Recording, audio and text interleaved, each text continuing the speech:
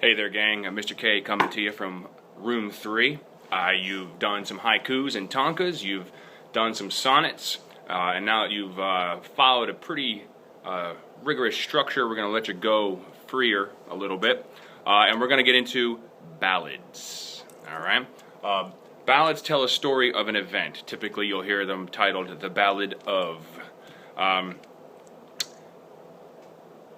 Ballads were used back in the day to help spread the news when a majority of the population was illiterate. Now what happens when I tell somebody, they tell somebody, and we're all sing-songing it to one another, it gets bigger and bigger and bigger and badder. Okay? So they also entertain. Okay? And they typically tell a story that's bigger than life. That's what happens when you play telephone. Alright, let's come over here and look at the structure of the ballad. Typically, 4-line verses.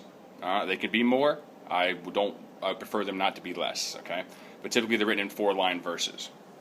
Often there's a repeated chorus or a line, and such is the ballad of Marcus James, and such is the whatever. There's typically a repeated chorus or line.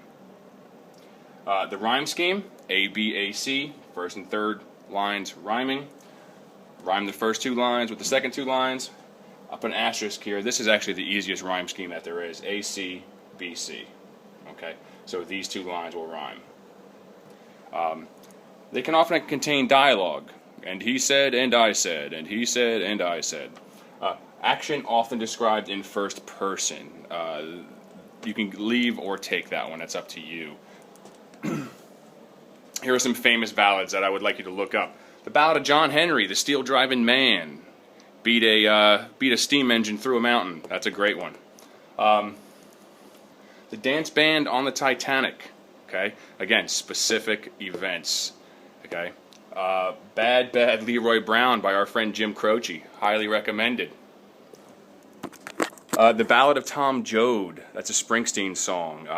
I would even say look up on YouTube the version where he sings this song with Tom Morello.